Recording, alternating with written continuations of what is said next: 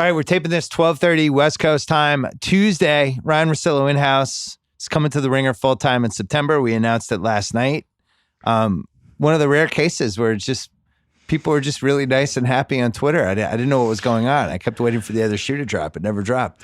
Yeah, I actually am starting to think if we were doing like overrated, underrated, I almost feel a little overrated. I think it is. I think yesterday was the day. It was the tipping point. Right. And I was like, Russillo, is he that good? Yeah, I mean, it was happy birthday into, oh my God, congrats. But it's been kind of a long goodbye. You know, when I left the radio show, that was the end of 2017. So, yeah. And then I still had time left. And then it was like, hey, why don't we just, see how the next year goes? So this is not, there were some plans to do some things. And I was telling a couple buddies, I was like, look, I really appreciate this. And it does feel really good. There are moments where it's like, hey, you know what? Actually, the world is awesome and life is really good. And we haven't even told people what you're going to actually be doing. Do I know? The political podcast. Well, that's the thing is now that I'm free, I want to do about 90 minutes on every Democratic candidate. We had the Pod Save America guys here in 2016. And I'm ready. Keeping it 1600 pod. I'm ready to step in. Took off within 7 months. Trump got elected. They turned it into a business. And now we're going to see if we can redo it. Yeah. So with you. I've got a lot of thoughts. People don't think of you this way, but they should. They should not. It was. Damn it. You had it going there. People were going to believe that. I know. I thought about, this stuff does interest me to a point, but I used to love the primaries. I used to absolutely love it because I felt like it was the NCAA tournament of human beings. I feel that way now. Yeah, you're like, now, the field, right. The tournament expanded to 68 and the Democrats expanded like 27 people in these debates. And I'm just like, man, who's this plucky 12 seed? Like, give me a 12-5. Yeah, right. Who's this lady from Hawaii? She's firing threes. And then the other one, what's her name? Who's kind of like the Zen master. I started reading about Marianne her. Williamson? Yeah, Marianne Williamson. Obviously, I'm really plugged in. I read this 1991 Vanity Fair profile on her. Yeah. It was like, whoa, this person's running for president. Yeah. And it's not even 30 years later. Her campaign slogan is "Don't Google me." Yeah. And I was like, oh my God, like this is amazing. Cause I am like convinced that in 20 years, we're going to be debating on like who looked better naked in the pic that leaked who's running for president. Yeah, there's no shame. It'll be a no shame world. Exactly. So it'll be 2050. Don't shame me for my bad decisions. Yeah. And so I think these debates remind me of the first episode of a Bachelor season or a Bachelor in Paradise season where you meet everybody and you're like, hey, my name's Ryan. I live in Manhattan Beach. I'm a sports radio host. And then it's a shot of you on the boardwalk skateboarding. Yeah, but like that way where you're kind of like zigging in and out. Yeah. So it just shows how relaxed you are. It's like, I've been hurt a couple times, but so then when we have these debates, it's like, hey, I'm Tulsi Gabbard. I'm from Hawaii. I really feel strongly about this. And they just kind of go. And you just kind of meet these people, but they're not going to be in your life for more than 2 episodes. They're getting voted off. You can tell immediately it's like, oh, Kamala Harris, you're in the Final Four. You're going to the fantasy suite, maybe. No, but this is really good because like I used to always think now that I'm not under the ABC umbrella, no shackles anymore. There's no way that I'm going to be on The Bachelor, which a lot of people have been pushing for behind the scenes. And I was trying to figure out how people were pushing for that. Well, I don't think ESPN was ever going to sign off on that. But if they had, I would have been hosting a much bigger show.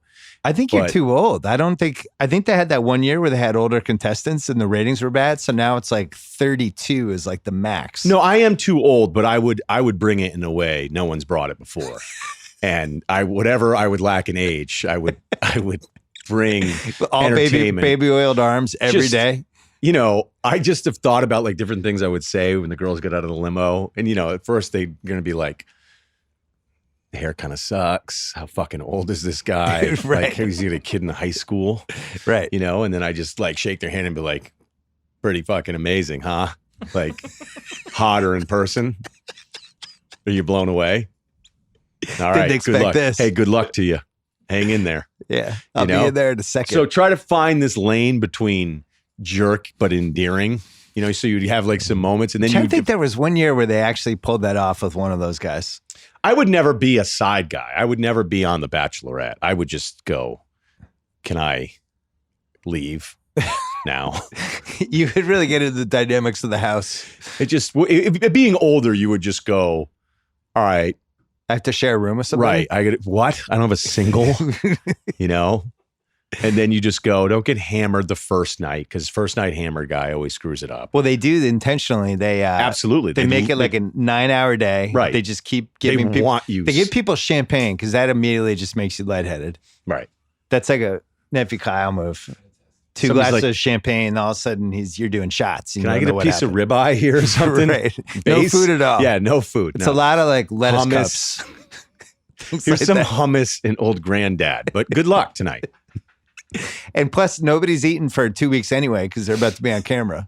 Yeah, so that's they've all right. like lost 8 pounds and been to, a steam room or a sauna or whatever, just trying to sweat out those last pounds of water weight.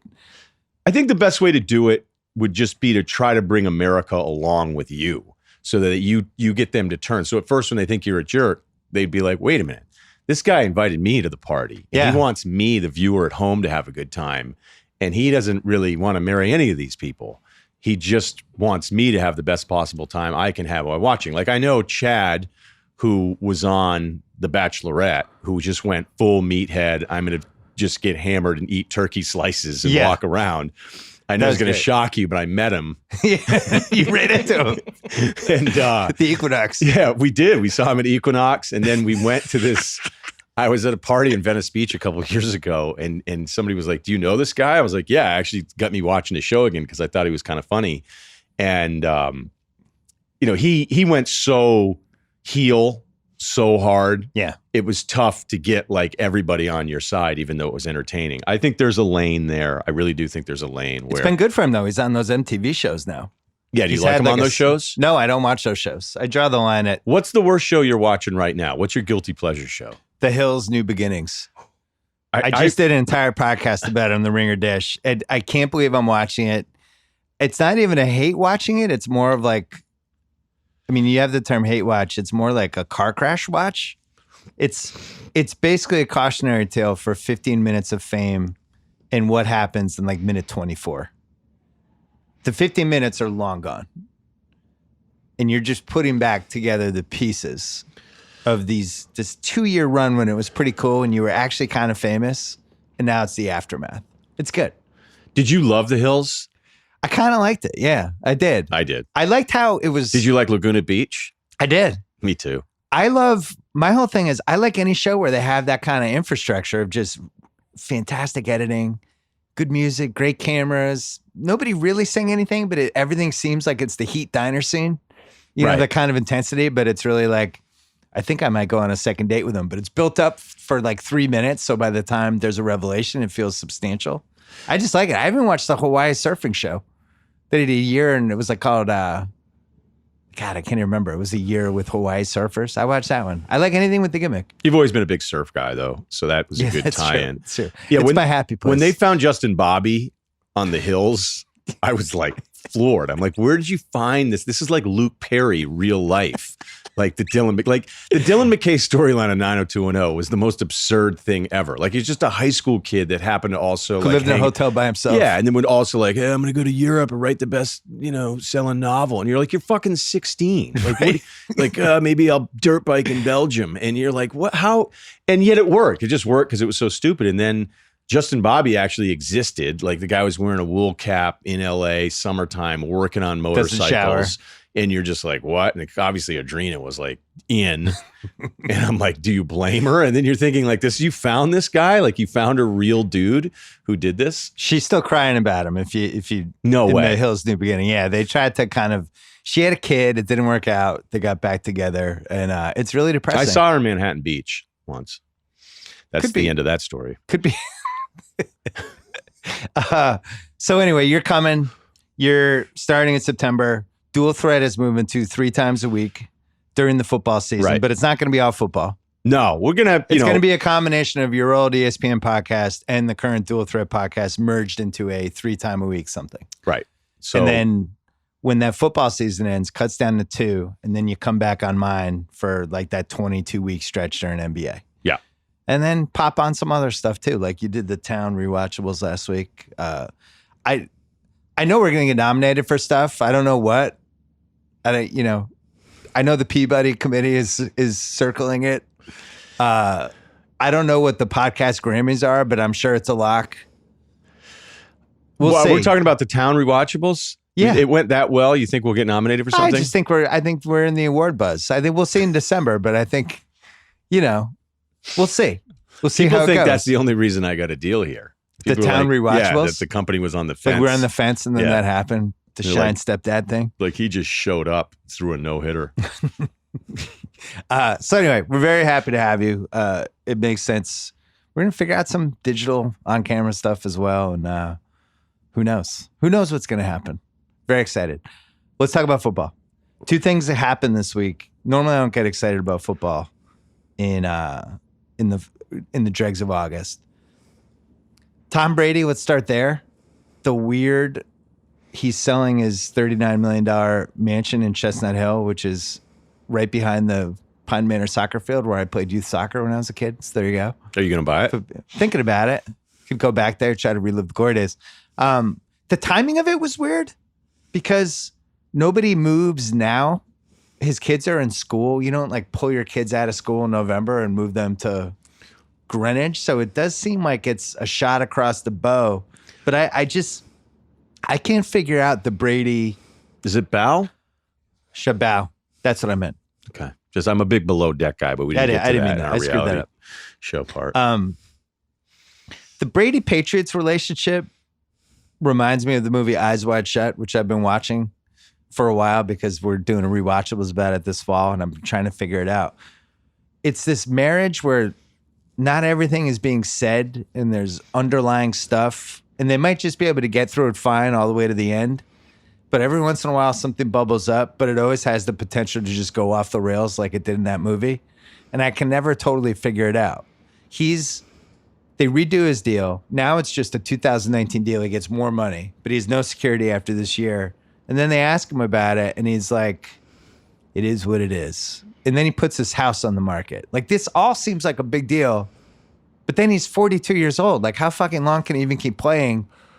And then it's like, do they do this just for the drama? I can't figure it out.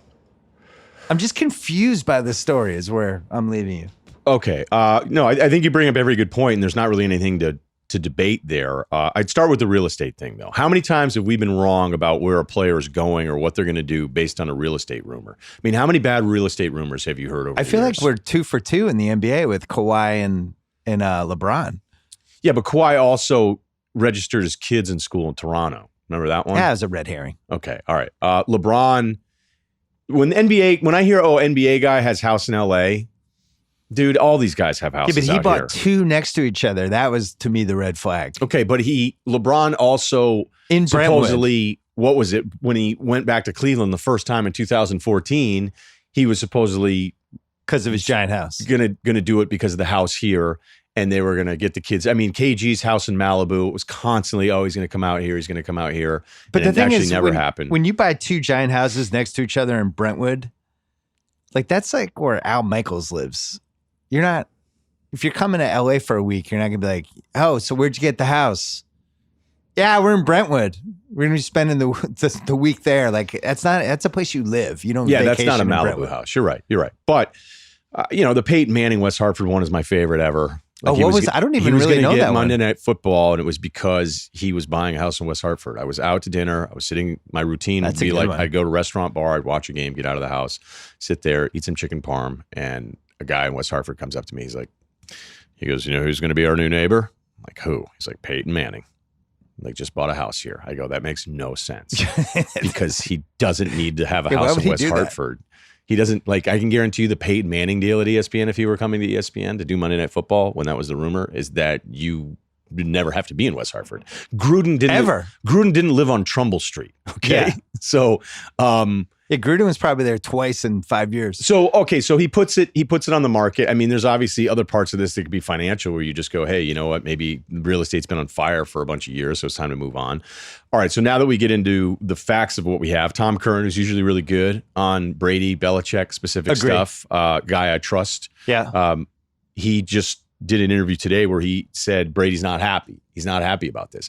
But I think you and I would agree that like some of the Seth Wickersham stuff that came out, and you may have hated that it felt very anti-Patriots, but I think there was some real like smoke there that whenever it's like two guys that are this great in Belichick and Brady, it's not rare for the younger guy in the relationship to feel like, hey, you know what? Like I'm pretty good at what I do too. And maybe I don't want to get treated the same way. Like I expect in a couple of years, you and I are going to have that fight. And maybe even 2 months from now. It's a little bit like the Theo Lucchino thing, right? Where Theo Epstein's going, hey, I'm really good at this. Yeah. Like I know you guys grabbed me and made me an intern in San Diego, but I'm just kind of sick of the pat on the head shit. Right. And so I think there was some truth to some of that stuff with Brady, but it doesn't mean that this is this bad relationship because all the stuff came out before they went ahead and won another freaking Super Bowl. So yeah, it's not bad, but it's definitely not as 100% functional as you would think, considering how much everybody's won and how much money everyone's made. So why does he keep taking the discounts? If he's not happy with what he got, then why does he keep doing this? He's been pretty clear about he feels all he cares about is Super Bowl rings, and it's a competitive advantage for him, and he can make money somewhere else. The cap has gone up like $60 to $70 million in a very short amount of time. It's true. I wonder. See, this is my fear as a Pats fan. I wonder if he's retiring after this year, and this is all like smoke and mirrors they just didn't want to say he's retiring after the year and have that be the storyline that just dominates the whole season. So they're paying him up front. They gave him more money, knowing that you can't do that if he retires after the year. And then they're just going to be like, only the three of us know. Nobody fucking say anything. When people ask you about this, whatever. That to me ties all the puzzle pieces together, because then that would explain why you're selling your house. That would explain why you took more money up front and didn't push it back, all that stuff. Okay, but if you were going to be that calculated in making sure that no one's ever going to find out, which doesn't happen. How many people know? It's Bob Kraft, the son, Jonathan, Belichick, Brady. That's it. And Brady's agent, maybe. So that's 5 people total who would know. You don't think Gisele's going to know? Yeah, that she is kind of a wild card. Right. So she's that's the one who first of all, spilled the beans on at least 2 concussions that we weren't supposed to know about. Yeah. I'm not saying she's calling Tom Curran, but I'm just like, you can start doing the game of only this person knows, only this person knows. We know how this shit works. Like eventually somebody's going to say something to somebody else, and it could be Kraft telling one person that's the wrong person. And so maybe it gets out. But I do think if this were the whole plan, hey, we're going to be this calculated, then why would you go ahead and list the house immediately after you did a contract that apparently you didn't like again? And why do the contract that you didn't like again? You already had a contract. That's Nobody my point. Put a gun in your head and said, restructure this. He could have just been like, no, I'm not doing it. The Patriots, the way they use the cap space is always unique, for lack of a better word, where they're always the team that has like 7, 8, 9 million left and can just restructure deals on a whim and like August 22nd, and everybody else is tied up for the most part.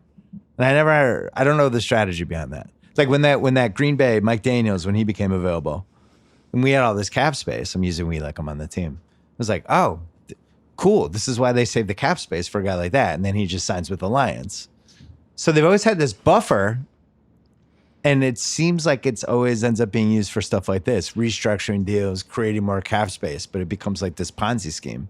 You're just rolling stuff over. I'd love to know the timing of the cap space thing, because I think over the years when I've looked up their cap number, as the season's gone along, I mean, there's been times where they've been close to being capped out once the season got rolling. There's been sometimes. And that could be restructuring, but it also could be something where they just, I mean, if you were Belichick and over the years, the thing he's probably best at is getting that vet who's cut somewhere else. And you get those guys on such discounts. Like, I'll never understand how if I'm a guy who's like 33 and I'm really good and I've been with the team for a bunch of years, almost like the Rodney Harrison thing. I'm just going to give some examples. And it's like, hey, you're on the books for like $5.5 million this next year.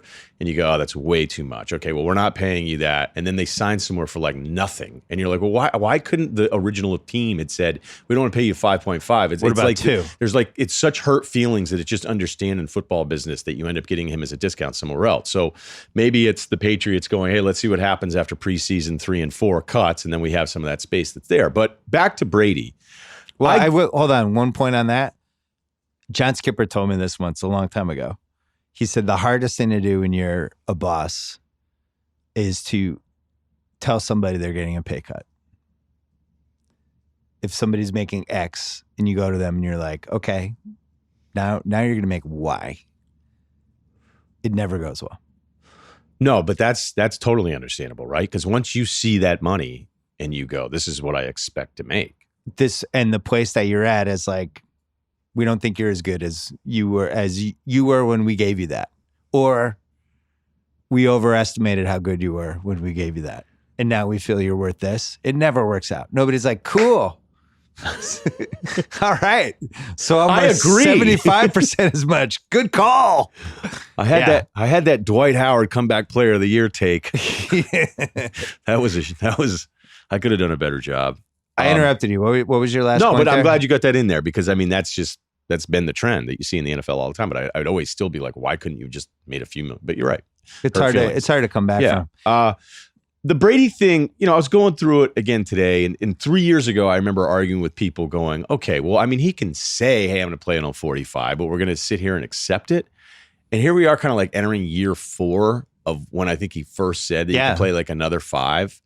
And I think the Super Bowl does cover up the fact at times last year, maybe more so than he had looked in a long time, where you're like, wait, is he starting to slip here a little? We've had it the last 2 years. That was my other take on this whole thing. Like, how long is this going to keep happening? I wonder if Belichick, who, as we all know, is one of the all-time savants. Right. And probably I'm not texting, by the way. This is research I did earlier. I am... I'm positive he watches every single play of the season after the fact and probably watch every Brady throw again and then goes to like Ernie Adams or whoever the hell he has around him. And maybe there's a possibility he was like, Brady just wasn't that good last year. We scored 10 points in the Super Bowl. We should have. That's a little misleading though, because I felt like they were moving the ball on them and it was like gonna... I know it's 10 points, but I'm just playing this out. There were some weird hidden points that didn't happen. He's looking at it, he's going, we scored 10 points in the Super Bowl. He threw a pick in the Chiefs game that if D4 is not offsides, our season's over. He's going to be 42. It's only going to get worse, not better from this point on. We have to start planning for the next 5 years because I want to win a Super Bowl without him.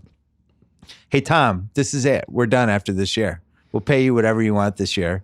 If you want to keep playing after that, knock yourself out. Go play for the freaking Vikings, wherever you want to go. Knock yourself out. But we're done after this year. Here's a lot of money. It's not impossible. I don't think it's true. And I really think I think Bob Kraft would just, the thought of Brady and another team, I think he'd be a blubbering mess. I think he'd be so upset. I mean, the Orchid Spa and Brady leaving in the same year, that'd be tough. Like losing both of those things. He fucking loved the spa. He loves Brady. But no, so I don't know. So this is like this weird dance, which brings me back to the eyes wide shut thing. It's like not a perfectly happy marriage. Something's wrong. But it feels like they're going to navigate through it, and maybe some people will get killed. Right, but they just did, right? They just did it again. So there can be things going on that aren't great, and that if you found out about them, you'd be like, oh, that seems like a problem. But then again, like whenever somebody's like, oh, well, this isn't going that well, or this isn't working out, I go, well, wait a minute. Describe to me, like, how do you grade something not going well? Somebody goes 11-5, it means things aren't going well, or like the way we talk about different things being successful or not successful. I think it's so results based that it's like if you don't win, like I've heard people say like, oh well, look at Nick Saban now and all the turnover he's had in that coaching staff, and now it's starting to like, this is going to be the downfall of Alabama. Yeah. It's like they just won the SEC again. and they just played in another national championship game. Settle down. So tell me what isn't working. Yeah, I know they got smoked by Clemson, but that's arguably the most lopsided loss that Saban's ever had there after 2007. So is it really not working? So, this team just won a Super Bowl, and we're going to talk about all these things that are going on that we've read about or rumblings about. And now, this is further proof that this season could be in a turmoil. If this team's proven anything, it's that turmoil doesn't affect them the way it does other teams. Yeah, if they got through that whole story 2 years ago, the Wickersham thing, they made the Super Bowl the last 4 years. Yeah, so I think it's working. The year before that, they almost made the Super Bowl. They lose to Denver 2018. Brady's concussed in the second half or the last drive whenever he got hurt. Gronk's open for the 2-point conversion. We're almost headed to OT. So you think if you look at the NFL, I think the NFL and the NBA are the two sports you can really look at in terms of 5-year runs. I don't know about baseball. I just feel like you can spend enough in baseball to stay relevant. But those two sports specifically, because I was thinking about this Warriors, the 5-year run they just had, and the whole concept of, so for some teams it's 4, for some teams it's 5. The Celtics with KG, it really should have been 4. And then that last year was kind of gifted to them because Derrick Rose got hurt, and all of a sudden they're almost in the finals. The Lakers with Shaq and Kobe, they won 3 in a row, almost won in 03, almost won in 04, it's over. The Spurs, that last Spurs run where it's 2011, could have made the finals. 2012, everyone thought they were the best team in the league. Then OKC gets hot, knocks them out. 13-14, make the finals, win in 14. 15, really good Spurs team, ends up losing a bloodbath to the Clips. Nice 5-year run after we thought they were done. Yeah, that was a second 5-year run for them. Right. So you're trying to do a Patriot bookend here in a 5-year run. I'm just saying they've had weirdly 3 5-year runs with Brady.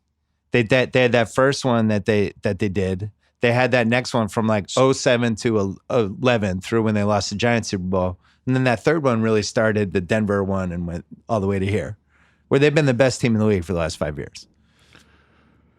And I think they have less weapons than they've ever had. Yeah, but I also, Gronk thing's a massive, massive thing this year. Okay. It's a massive thing because of who the replacements are. I was going through the depth chart the other night. Benjamin Watson's got the 4-game suspension. It's a bunch of people who are 50 in Madden. Kendricks, it's they tried to trade for that guy from Detroit. That didn't work out. I was going through it. I'm going, man, this is really thin at a position that they prioritize a ton.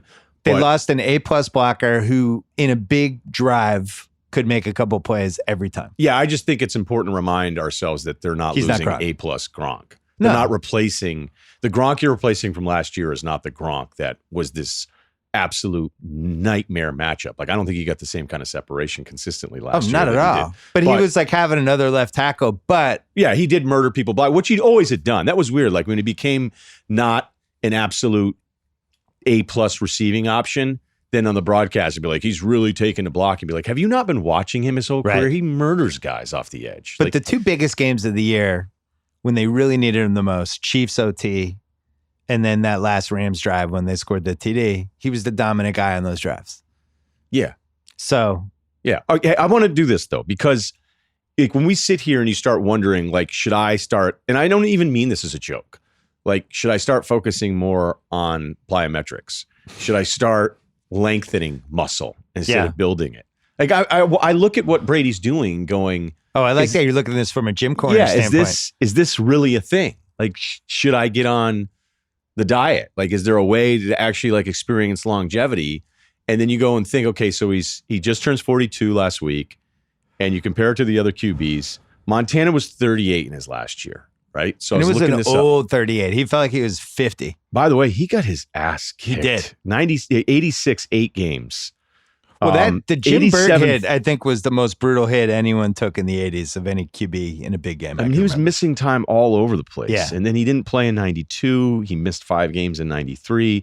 And then his last year, he actually wasn't He had a good Chiefs year. Bad, in that he was better in that second year. But then you look back at it, just some of the numbers are just so ridiculous. Never threw for 30 touchdowns other than one season. Never threw for 4,000 yards. It's a different sport, though. It's talking totally about 3-point shooting in the 90s. Jim Kelly got his ass kicked, and he was done at 36, and he wasn't really good in that last year. No. Tied his career high in interceptions through Used to 19. bet a lot. I bet a lot against him those last couple of years. Well, they actually had better records than maybe you remember at the end. And then Marino. Do you remember the beatings Marino used to take Last at the couple end? of years of Marino was like a statue. It was brutal. I remember in that one Pats game specific, that like one playoff game where they knew all of his calls at the line, like when I was super into it and knew everything. And then there was a picture of the globe where he was on his back.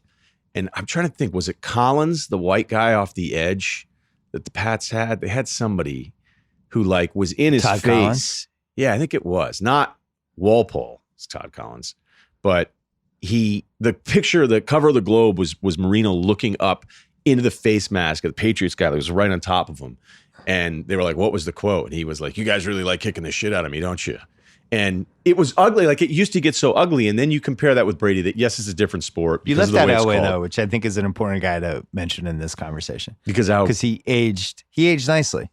He moved into a different point of his career, a little more of a game manager, but could still make big plays. And 96, 97, 98 was really good, you know? And then that was it. And he stepped out before he had that last terrible year. Like one of the things with Manning was he stayed that year too long. They were still amazingly able to win the Super Bowl with him. I know. But I mean, he couldn't throw the football anymore. And he wanted to play that next year. And people were like, yeah, we're good. And I think everyone's fear with Brady is nobody wants to see that version of him, you know? But even, Elway was 38.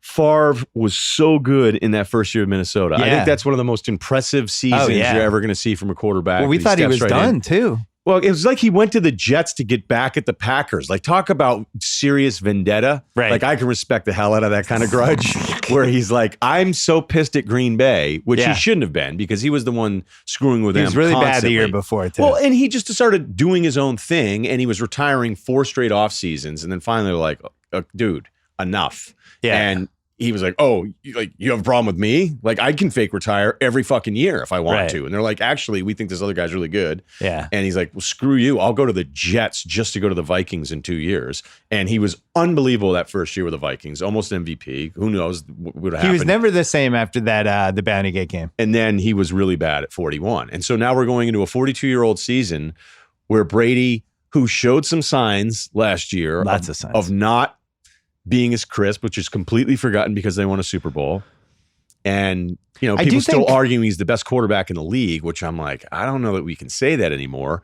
Like, I still feel like science has to catch up to this guy, despite how pliable his muscles are and how unimpressive he is with his shirt off, which blew people's minds. But you're like, that's his whole approach. It's not about being ripped. We've done this with everybody. I've said it before on the pod. It's coming.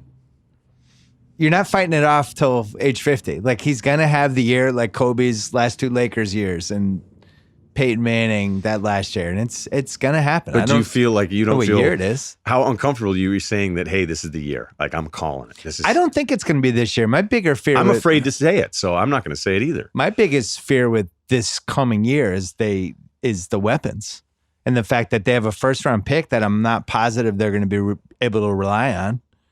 Harry. Yeah. People are just penciling him like he's going to be like a third round pick in your fantasy league. It's like that dude, rookie receivers, it takes a while, And sometimes it's pretty quick as a first rounder. You go, this doesn't work. How they let Renfro. Well, and then Edelman. How could they not get Hunter Renfro on that team? Edelman was hurt a year ago. They have an undrafted rookie, Jacoby Myers, who I already bought my bandwagon seat for, the converted quarterback, classic Patriot pick, who's playing with the first team.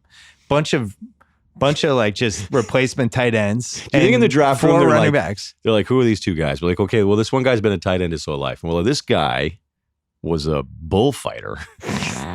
Belichick's like, what? What? Like, how'd you grade him? They're both 72s on our grade scale. Well, he was a bullfighter. Let's take the bullfighter. This guy surfed with Kelly Slater in 2009. Good edge guy. Let's take a quick break. All right, so we didn't resolve the Brady thing because the Brady thing's not resolvable. He's doing stuff that has no parallel to anything that's ever happened. So neither of us are going to go on the record and be like, Brady's done, this is it there. Because we don't know. I think the contract thing's a little strange. And I also think there's nothing to talk about, so people are going to blow out of shape anyway. The Zeke Elliott thing, so he's played 3 years. I wouldn't call them uneventful off the field, those 3 years. He was good on the field. He's got 2 years left on his rookie deal, and then he's a free agent. And he's attempting to do something that nobody has done before in the NFL.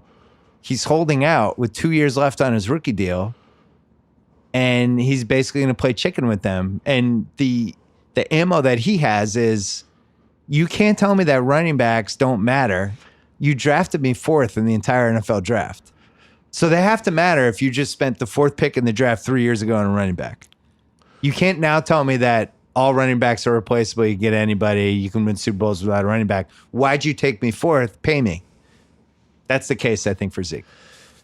This is a classic example of absolutely understanding both sides, where I go, all right, Zeke, like, give it a shot. Go for it. But if I were Jerry Jones, I'd be laughing at you. Be like, yeah, we took you high because we liked you, not because we thought we were going to have to pay you 2 years before we need to. And just because Todd Gurley got money 2 years. And look, the Todd Gurley deal was one of the dumbest contracts in recent NFL history. Because they knew he wasn't 100% healthy. I'm not even going on the health. I'm not doing revisionist history. In his knee. Other teams were like, what? Yeah. Okay. Like, you didn't need to do it a year ahead of time. And the excuse for it is, well, we had 8 or 9 guys that were going to be up. Welcome to running a football team. Yeah. Like, you didn't, if you didn't worry about him holding out, you didn't have to give him $45 million guaranteed at a price where, look, we saw, Chip Kelly got called all sorts of things by people that wanted to have good TV segments.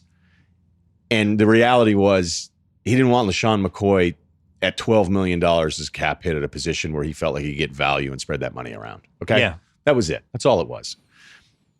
David Johnson hasn't been worth it. Devontae Freeman hasn't been worth it. Todd Gurley, you gave him $45 million. I'm not even doing, like I'm saying, I'm emphasizing this again. I'm not saying this only because he's hurt, because at the time when I was doing the first dual threats, I was like, man, that still doesn't really make a ton of sense. Why did you need to do this? But what happens is kind of like, remember the Barry Zito contract from the San Francisco Giants, where they paid him like $125 million and it didn't make any sense whatsoever. And then thanks for not doing a Red Sox contract there. Good. You're welcome, Jack Clack. Every other lefty then was like, oh, Zito got $125 million. Like, that's what we want. And you go, this isn't a neighborhood real estate comp thing. If somebody screws up the market and pays too much, then they pay too much. So Zeke's argument, that happens in every market, not just sports. Right. But if one dumb deal can make everybody go, oh, they got that. Yeah, like our backyard's way better. So if Zeke's making that argument, and what I've heard is that he wants a gap beyond the $60 million 45 guaranteed that Gurley got, and he wants it 2 years before, then I would just be like, all right, dude, enjoy Cabo. Enjoy Cabo. And the fact that I'm supposed to pay you, like, it sounds like they're willing to pay him more money. Okay, that's great. But there's this other parallel that I'm going to kick back to you is, do you think this is a couple NFL guys with Zeke and Melvin Gordon and maybe Le'Veon Bell, what he just did, and Antonio Brown definitely flexed his muscles, and that was different, older vet guys. But I wonder if this is kind of an influence thing by the NBA, like the power flex that we've seen from the NBA players the last few years. If some of these NFL guys, it's generational. Like, yeah. Oh, so you think it's generational? You don't think it's influenced by it? I think it's influenced by it, but I actually think I'm going to flip it back on you. What if this influenced the NBA? We haven't had an NBA holdout in a long time. Doesn't happen. What if we had, let's say Jaylen Brown, smart guy, Berkeley, 9 months, but still smart enough to get into Berkeley. Didn't get the extension this summer. By the way, I'm not saying aggregators. Do not aggregate this and say I'm predicting this. This is all hypothetical. Jamal Murray gets 170. Ben Simmons gets 170. The Celtics look at Jaylen and be like, yeah, let's see what happens this year. What if he's like, no, actually, I don't want to see what happens this year. I'd like to get what Jamal Murray and Ben Simmons got, or something close, or I'm just not going to play. I'm good. I've already banked some money. I'll just do some speaking tours. I'll have a podcast. I'll be fine. I'm going to join the Ringer, the Jaylen Brown podcast. Would that be tampering? Pay me more. We haven't had this happen in basketball in forever. And if Zeke stares down the barrel at Jerry Jones, old teetering Jerry Jones, who just wants to win a Super Bowl, he's, what is he, like 75 now? That's the leverage play that the leverage is on the owners. Like, you think your career's short, you might be dead in like 5 years. So I'm not going to play. Let's have a staring contest. And if Jerry caves, this might usher in this new era of people on rookie deals going, yeah, fuck you. Pay me now. Like, what happens if a quarterback does this? What happens if Mahomes does this tomorrow? Yeah, my deal's not fair. You know, I was the MVP last year. I don't even think Mahomes could do it, though, until, like, they can't do a new deal for him until, what, after year 3, I think, anyway. All right, so whenever he's eligible, I could be wrong on that, but I gotta say, I don't mean to sound like an uneducated ass. I don't know what the threshold is for stuff like this, but at some point, I would say Mahomes would be the ultimate test case for this because he is the most valuable asset in the league right now. He'd be the number 1 pick in any trade value column. If I wrote an NFL trade column, Mahomes is one. So what if he says, "Yeah, fuck it, pay me"? Well, the team with Mahomes would be like, well, not only do we have your contract for 2 more years with an option, we can franchise you. So we're not going to do this. So if you want to go ahead and retire after maybe the greatest season we've seen from an individual, you can go ahead and retire. What if he calls about it? There's just no way. No one would ever expect it. I think that's what it would come down to. Like, did you ever expect Kawhi Leonard would do what he did with the Clippers and then sign for another 2-year deal? Did you ever expect Durant? But he's Kyrie not would play together? retiring. Kawhi knew all that money was still coming. For me, mentally, everything's on the table with athletes now. Everything. Nothing would surprise me anymore with an athlete. KD and Kyrie going to Brooklyn broke my brain. That was the most surprising of all the things? Yeah, it was like a culmination of 19 things this decade. Everything's on the table, though. Okay, so if we go back to the Zeke thing, yes, people have said, Zeke is looking at Jerry Jones going, well, if you want a Super Bowl so bad, but do I want a Super Bowl so bad? Do I feel like I'm incapable of winning this thing without you? When we've seen how replaceable some of these guys are. Not saying that Zeke is replaceable because we all understand how good he is, but I wouldn't be giving in on this stuff if I were an owner. I'd be like, hey, look, and I'm not even knocking Zeke for trying to get that money because it sounds like he was still going to get a raise anyway.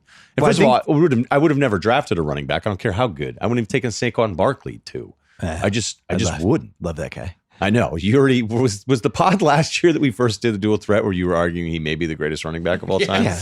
I'm still arguing it. haven't wavered. I think I saw you in the hallway and you were like, hey, do you want me to come on? I just wander the streets of Hollywood and tell people that he's the best running back I've ever seen. Here's the real problem. You can't pay a quarterback the big price and the running back the big price on the same team. You could do it. You're just not going to have a very good team.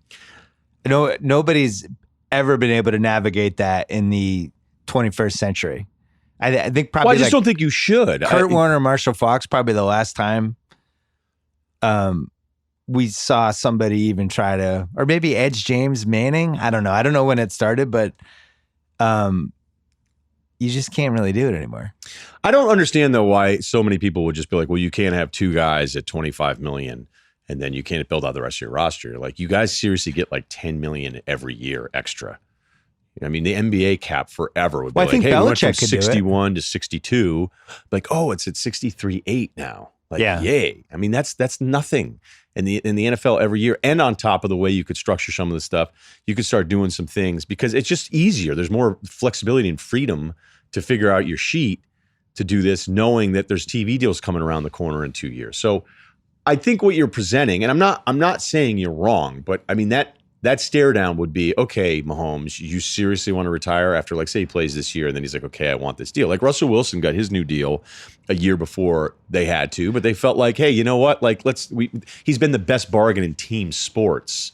So why don't we just step up and pay Russell Wilson? I think a year before is totally understandable. That's fine. What's flipped now is the 2 years before. That's a different animal. And if you're saying, well, the reason it happens in football, it doesn't happen in basketball, is for the obvious differences between the two sports. But the basketball part of this is that some of the way it's structured too, right, is that just a regular extension, sometimes there's more complications. It wasn't so much with the rookie ones where Jalen didn't get one, but other guys were like, Beal doesn't want to take his extension now, or Kyrie didn't want to take his extension before because there was a benefit of holding off on it anyway. Well, do you feel like we've hit some new generational thing now, just in general with all this stuff, where the whole sports is a business thing? These young guys now have learned from the previous generations that sports is a business, dating back to forever.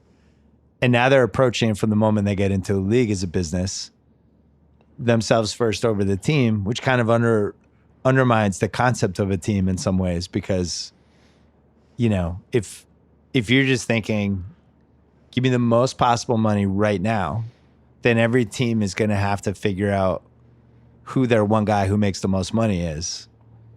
They're not going to be able to just kind of align them the way we've done in the past, which means like they almost would have to reinvent the football salary cap, I guess would be my long-winded point. The new way of doing it does not work with the old way of doing the salary cap. I don't know if that it's a salary cap issue, okay, with what you're saying. So like that, off of that point. Well, it's a salary cap issue when you've already made your salary moves for a season and then your running back comes in and is like, pay me more. Oh, okay. All right. Well, like at that point, you're talking specific to that. I thought you meant sort of overall and how you were. Well, it's two-pronged, right? It's like, what's your mindset for how you construct a roster? But also like, if somebody's just going to throw a red herring in August and you're not ready for it and you've already committed your money the other way and you have to pay Dak and all the things they have to do, I wonder if they're going to have to fix the salary cap in some way and make it so that it's a little more malleable. I've never understood the dead cap money thing. So it's an average, the way it works, and no one ever talks about it, but like you don't have to, the NBA, you have to write a check whatever you're below the 90% of the cap. Like at the end of the year, you're writing a check to every other player. The players. And it's one of my favorite things ever when teams think that the players are going to get it. And then they do something late, and then the locker room finds out like those bonus checks. They get pissed, Yeah, right. I mean, it's happened a couple times. Yeah. It happened, Hinkie did with the Sixers, and it happened with Portland once too. The NFL, you don't write that check if you achieve the floor on an average of 4 of the 5 years. So, this is all hard. This is the Cincinnati Bengals rule, right? Yeah, this is all like hard capped in a way, right? Hey, you're a player, you make 50%. Okay. So whatever revenue's coming in, you guys are all still making 50%, but whatever you sign for, like it's going to flex a little bit this way or the other. But it's not, how do we get to 90% of the floor? How do we get to 90% of the floor in the NFL? There's kind of like hey, we didn't want to spend it this year, and then we can carry this over, which I'd always wondered if there was a way to do that in the NBA. I've talked about this for years, where instead of being forced to spend $20 million on JJ Redick for one season, you could credit it floor, like a PayPal. Yeah, you could credit it, but as soon as you start saying that stuff, like, no, players, trust us, like this will work out, they're immediately, none of the players, Michelle Roberts is going to be like, yeah, great idea. You guys don't have to spend. So do you think if you could pick one system or the other, but both leagues would have to have it, all contracts are guaranteed in both leagues, or the NBA has to adopt the model that the NFL has where it's like guaranteed money up front, but you might not necessarily get there. So if there's a John Wall situation, guess what? You're not guaranteed your 170. Chris Paul situation, he re-signs with Houston for 4-year extension for 190, whatever it was. And it's like 80 million's guaranteed. So they pay him that 1 year, and now it's like you could do some chicanery if you wanted to get out of it. Okay, this is a fascinating question because more and more basketball players are getting hurt now all the time. And you could argue. Wait a minute, I thought they were healthier now because they're resting more and they changed the schedule. It seems like they're getting hurt more. Wait a minute, they spaced it out. There's less 4 and 5. There's less back-to-backs. I thought that meant everyone was going to be healthier. That's what I read. That's not how it played out. Wait a minute, are you sure? I read a lot about this. We just had Klay Thompson, Kevin Durant. How many guys went down? Kawhi can only play 60 games a year. Anthony Davis never plays 82. LeBron got hurt. These guys aren't playing full seasons as much. I don't want to distract us too much to get back to your question about which format would you rather have. But I mean, the infamous Daryl Vegas pod, he like shut down the science on the rest thing. That's like the second GM in that week of being in Vegas. Where I was like, hey, what do you think about some of the rest stuff? And he's like, science is all over the place. He's like, I don't know what to believe. And then Daryl was in that pod and goes, yeah, I don't really know what to believe. I was like, whoa, Mr. Data? Yeah, they have no idea. So, all right, this is good because I think the most important thing, though, to say, okay, say John Wall, right? John Wall, what would he sign for in an open market? But what would he sign for in an open market as a full free agent? Or what would he sign with a franchise tag? Because even though, and I feel like I got this wrong when I started talking about franchise tags a little while ago, where I think the number that I read was 11 players have actually played with the tag over 4 years. So the players aren't going to care. If it's only 11 players, who cares? They're not going to vote against it. But that's not the point. The fact that it exists impacts everybody at the high end. Right. It's not that 11 players are impacted the leverage by of it it. that matters. Yes, it's that it exists. So, Mahomes doesn't have the leverage he would normally have. Like if Andrew Luck got to real free agency, south of 30 years old, I know he's had the injury history, but let's face it, if he was just like a real free agent, like a free agent, the way like a pitcher is in baseball, where all the contracts are the same, like I go to the Dodgers for 10 years or I can stay here for 9, there's no bird rights, there's no max salary, super max advantage. If it were just a free-for-all, what's a quarterback worth that's 30 and who's awesome on the open market? Like, you want to tell me he can't get to 150 million guaranteed from these guys? Of course you would. So you would think their argument would be it's so many players on a roster, it's too debilitating to put out that. Yeah, but I'm talking guaranteed. I'm talking. That's what I mean. You think guaranteed? See, I think average annual salary. You would convince me there'd be some concerns. I think the cap. owners are more scared about the guaranteed. But here's the thing: they're all making gobs of money. Like they make so much money owning an NFL team. And they could sell the team immediately for more than they paid it. We just saw with the Carolina. Carolina becomes available because Jerry Richardson's a fuckhead. And he's got multiple suitors immediately, and they're bidding against each other, and he makes a ton of money for it. So yeah, but remember too, though, the football rule that they have that they don't have in basketball is that all the guaranteed money has to go into escrow immediately. So it's an old accounting trick back in the day that it was kind of like, we just want to make sure the players are protected here in case some owner is buying the New York Islanders. It's a total phony. And John Spano. Now you look at it and go, well, how many is that really impacting? And, look, I talked to Mort a year ago about the Khalil Mack thing, and he goes, that was still an issue with the Oakland Raiders. Other people in the media said, absolutely not. It's not an issue. Mark Davis has plenty of money. I'm like, does he? Does he have 70 million cash? Liquid cash. Yeah. Yes. I mean, liquid is way different. You know that. Paper, liquid. As well as it now. So, you know that. So wait a minute. But that's a good example of two really high-priced guys, and Gruden looked at it and said, I'm not doing this. I mean, the Patriots, Kevin Clark's written a couple pieces about this for us. They just don't splurge on one guy. They would much rather have a bunch of guys in that 7 to 11 million range and do it that way. Whenever they've splurged, other than Stephon Gilmore, I mean, Belichick's splurge record is bad. It's bad. Gilmore's been a success, I think. It has, but that was even with 1 year where you were like, what the hell's going on with this You know guy? what I really love? There was it's happened 2 times with the NBA where they had the amnesty clause. And it was this get out of jail free card for dumb contracts. And just about everybody used it.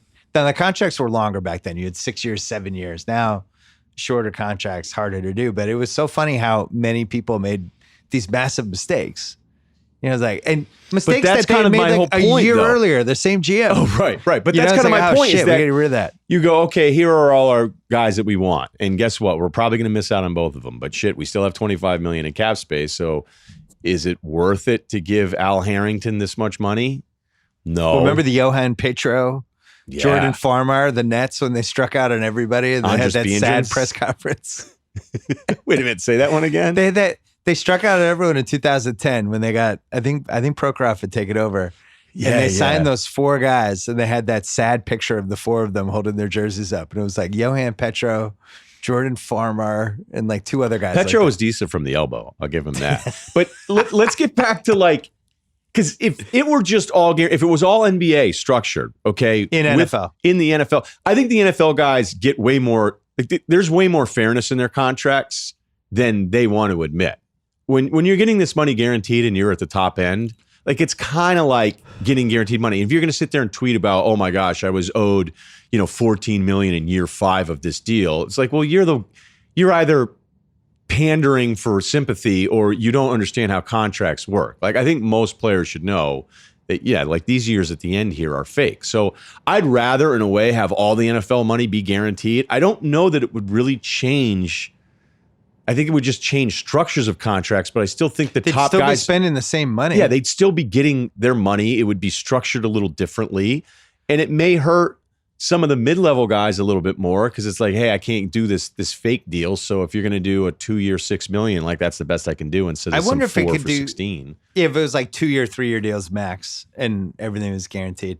But it is important though to point out, like I'm not anti the NFL guys having guaranteed contracts at all. I would like them to not have. I would like it to be harder for the owners, because I think the owners, like some of the average annual salary stuff, I don't understand why it hasn't gotten higher. I'm not anti-paying players. I'm anti having a high salary cap hit on running backs, and it's proven time and time again that that's just where the league isn't going that way. And I don't think it's because 32 guys became stupid. I think it's because they all became smarter. I've had a lot of bad ideas, but one of my best ideas ever was an NFL salary cap idea. And I think I thought of it going way back to when Willie McGinnis had to leave, because, you know, Cleveland's offering this and the Pats have a cap, and you hit a point where you get this guy in his 30s who's a defensive end who can't even play every down anymore. But I thought there was some way to do it where the longer somebody's on your team, the easier it becomes to keep him on your team, basically. So let's say who's been on the Pats for a while now? Julian Edelman. So Julian Edelman's on the Pats for 10 years. After 10 years, whatever you pay him, it only counts for like 70% of the cap. And then if it's their year 11, it drops to 65, and year 12, 60. And it rewards continuity, which I think is something football needs. I think it's important to have guys on the same team, so it's not just a bunch of jerseys. Now, the younger generation, they don't care. We just saw it with the NBA. They love the player movement. It's like, great. All right, that guy's on this team now. I'll follow. Odell's on Cleveland. That's great. But I still think there's something to rooting for a guy at the beginning, middle, and end of their career. And I really hope we don't lose that as sports fans. Yeah, that's what I'd always ask everybody is like, do you want absolute Armageddon? Because if you want Armageddon, like, you can convince me there should be no draft, right? Just a You free-for-all. You just get to sign everybody. It's the Madden draft. Right. You're just doing Madden auto draft, and Tom Brady's in Denver this year. Well, I used to joke that, like, the NBA, if you wanted to have the most popular single sporting event, you would just redraft the entire league every year. Every year. Like, and I mean, it feels like we just went through it. We just kind of did that. Didn't we just do it? So, you know, whenever we do, like, the guy on TV going, Zeke, get yours, I'm thinking, okay, that's cool. But you can't argue that Dallas is stupid for not giving Zeke that money, can you? Because that would be ridiculous. No. So whenever I think about all the NBA player movement, I go, yeah, this is fun. But, you know, Paul George just signed a 4-year deal. And after a year, he can be like, hey, I get to bounce. And then the pro Paul George argument is, well, they can trade him at any point. And be like, okay, so then do you not believe in the value of a contract at all? Like, you don't believe just because he can be traded that he has equal right to ask for a trade. Like, could he then in theory sign the contract and then before camp even starts going, you know, I just don't like my house in OKC and I've never even played for you guys. Russell and I had a fight. He doesn't like Yeah. the Hills New Beginnings. I do. It got heated. He tips 12%. I can't play with a guy that tips 12%. Like, that was what the argument would be. And that's why I always ask, like, it happens a lot with college football and college basketball, where I go, do you want to fix it? Because I think players should get paid more money. I think the revenue generating sports, they need to figure out a way to get these guys some money. They do need to, because the money has escalated beyond anything the NCAA ever thought it would be. True. And they're still arguing there's enough money. And then the schools, it just turned into an arms race of like, hey, we have a zero gravity room and hang out in there now. And, you know, it's like, okay, cool, because you definitely needed that. Zero gravity room. Right. It's awesome for tendons. But when I hear the guy who hates the NCAA so much be like, I just hope it all burns to the ground, I'm like, well, now, like, Yeah, I'm not down with that. I think the NBA thing that scares at least front offices is they go, you know, with the way this thing happened and the movement and guys asking for trades now with Paul George, 2 years left in the deal, 2-1 or whatever. And then Anthony Davis, it's like the injury thing. You know, Paul George just came off of 2 shoulder surgeries. What if he says, I don't want to play? Like post Kawhi, where now I think there's more Toronto fans that probably believe he wasn't hurt now that he's gone. He was definitely hurt. No, I'm saying he was hurt, but I'm talking about the Manageably Spurs. hurt. I'm talking about the Spurs injury, Right. where front offices in the NBA will tell you, we don't know what's going to happen here in the future, but you realize that these players now are going, well, maybe I'm just going to be hurt all year if you don't want to trade me. And that's why the players can move. I have an important point on this, but we're going to take a break. I was thinking about it. I think the single biggest thing, man, you could make a list of all the things that's changed. This is the end of this decade. I really remember sports 77, 78, 79. Like I really remember specific things. Dave Parker. The Sports Illustrated covers, guys, how much everybody made, the baseball cards, all that stuff. And that was an era of, you took it really personally if somebody wanted more money or somebody bitched about their contract. The fans were just like, who the fuck are you? Do you understand what you do for a living? How lucky you are? Yeah, and it's bullshit. It was wrong to think that way, by the way. So then that started to shift. It really didn't start to shift for another 20 years. Well, look at the NFL strike stuff. We'll go back and watch some of the documentaries on that. Right. I mean, imagine being a fan, making a sign, like waiting for NFL players to get off a bus, and the sign is basically so you could berate them? Yeah. I mean, think about that. Well, so late 90s NBA was like that. So yeah. And we're basically the players, it's an adversarial relationship in a lot of ways, all the way through to the decision. And then this decade, it started to flip. And how you really know it's flipped is with the Zeke Elliott thing, because he's got 2 years left on a contract that he signed. If he blew out his Achilles, the Cowboys would have to pay him or buy him out or whatever. He's saying, I'm not playing anymore until you take care of this. And it seems like the fan response is mostly like, go get him, Zeke. You got this. Get paid, man. Get your money. And that's the mentality we have now. So when you talk about like whoever this year's version of Kawhi Leonard could be, like Bradley Beal, my shoulder kind of hurts, I'm not playing. I think in the old days, it'd be like, that guy's a malingerer. Or you'd come up with all these bad words. That guy's a fucking coward, man. Get out there. You're getting paid. And now people don't think that way at all. Now it's like swung too far the other way. I'd like to find some sort of balance. I really feel like we lost our way with the Anthony Davis thing, where he had 2 years left. That team had a chance to make the playoffs. He's one of the best 7 players in the league. And he was just like, I want to go to LA and I want to go now. And I'm going to sabotage this whole season. And there was nothing the team could do. I don't think that's right. I don't think that's good. I don't think that's a good place for sports to be. I don't want to sound like the old guy on the couch, but I think that's too much. It's just gone in a direction I don't like. I am in total agreement that I think it's more so the media though than it is even fans, and that's been the biggest shift. I mean, it's so quick. It's been so quick, but I guess I've heard others be like, "Well, why did you ever want to root for management? Like, why were you rooting for management? Why were you rooting for ownership? Why are we following sports?" But we're rooting for the fucking jersey that we started rooting for when we were 6. So maybe that's just going to be completely different now. But I don't think it's old guy on the couch to say, and we've played pickup basketball, but there is something about giving up some part of yourself for the betterment of team. I'm not saying don't get your money. Again, this isn't even like an anti-Zeke thing, but you can't sit up there and watch Ed Reed give a speech and realize like this guy is like, I mean, talk about getting it and every single level. Like to come out of the tunnel with a guy like Ed Reed every Sunday. Greatest teammate. Right. But he understood a lot of the like sacrifice shit. Like, hey, now I'm nasty, but there's a team element to this thing. There's even that rant about him that's been around on the internet for a while, like him getting pissed at guys for not throwing away their towels and like, let's do all these little things and all this stuff. And I know that's not the same as wanting money, but I don't think it's an outdated, archaic, old guy thing to suggest that, there still has to be some level of sacrifice to be in a team. And if everyone is their own brand and own business, which is what this has all become, like, oh, I can do this, I can do this, I can do this. Like there is a little bit of a disconnect. And I worry about where this ends up going. Zion gives me hope because I think Zion's wired in that way of he's a fucking awesome teammate. You read every quote about him from Duke last year when he got hurt and all the pander police came out and was like, he shouldn't play anymore. He's jeopardizing for Duke. He shouldn't. And Zion was basically like, these are my friends. I'm probably never going to play with them again. If it's okay, I'm going to play in the tournament. How great were his answers too? Because he was almost like, what? He's like, Like I'm having a blast. These are my best friends. I want to play basketball with them in the NCAA tournament on national TV. Is that cool with you guys? I'm going to do that. And then the stuff, that Griffin article, which we should talk about because it was really weird.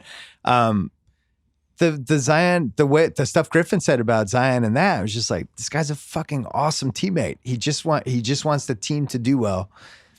I don't know, man. I got 2 kids that play sports. I still feel like that's a good example to have people out there that are like, I care about getting what's mine, but I also really care about the infrastructure that I'm in and being a good teammate and setting an example and doing good work and, sticking up for everybody I'm with and not just being like me, what's next for me.